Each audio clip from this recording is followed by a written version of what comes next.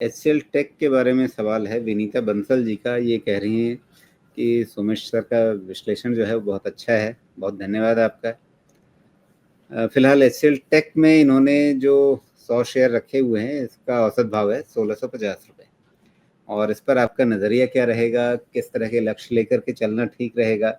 नतीजे आपके सामने हैं, तो मुझे एक नज़र देखने से तो ऐसा लगा कि चलिए ठीक है कि बहुत कोई खुश करने वाली बात नहीं है, लेकिन कोई बहुत डराने वाली बात भी नहीं थी। हाँ, क्योंकि इन्होंने अपने गाइडेंस में वैसा कुछ नेगेटिव बोला नहीं, सब कुछ तो मेंटेन किया ही। तो मेबी जहाँ पे बड़े लोग घबराए हुए हैं, वहाँ पे ये थोड़े ठीक हैं, तो इसलिए ऐसा हुआ है।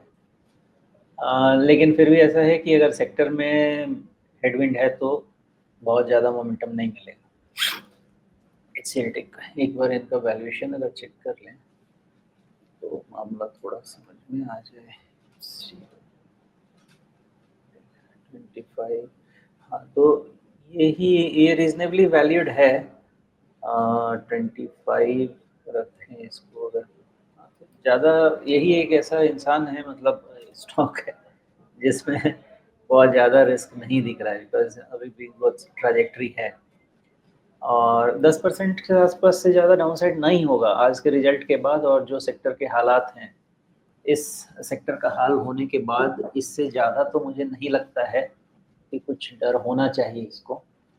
बस यही कि आपने फिर से आज ये गैप से खुल गया ना रिजल्ट के बाद, तो गैप फिलिंग प्रोसेस हो सकता है और ये फाइनल सपोर्ट बनाएगा। मतलब जो हमको ध्यान रखना चाहिए वह 1390, उसके नीचे अगर क्लोज नहीं है तो अब ये पहले तो नया लो नहीं बनाएगा, which is clear in my mind. और 1485 1475 के रेंज से ही 1500 से 1475 के रेंज से ही इसमें सपोर्ट इमर्ज हो जाएंगे। लेकिन 1390 इज़ दी प्लेस जहाँ से हमारी चिंताएं शुरू होनी चाहिए। जी, लेकिन जैसा आप कह रहे हैं कि 10% तक की डाउनसाइड लेकर के चलना ठीक रहेगा, तो ये 10% जो है मतलब अभी 16% के आसपास मान लीजिए, तो उसमें 150 कम कर दिया आपने 1450 के आसपास। क्या यही लेवल है जहाँ पर आपको सपोर्ट मिल जाएगा, या उसके नीचे भी अगर मान लीजिए बाजार की स्थितियाँ खराब हुई या सेक्टर का डाउन ट्रेंड कंटिन्यू रहा? क्योंकि रिसेंटली 1300 तक गया, वहाँ पर इसने एक अच्छा सपोर्ट लिया जो पिछली बार भी इसका पिछले साल मई में सपोर्ट था, उसको रेस्पेक्ट करते हुए। हाँ, तो अभी 1390 मैंने इसलिए बोला कि इसके बाद इसका ट्रेंड चेंज हो जाएगा और पॉसिबल है कि ये 1300 का रिविजिट तो करे, हो सकता है कि ये 1200 की तरफ भी फिर ट्राई करे एक बार जाने के लिए।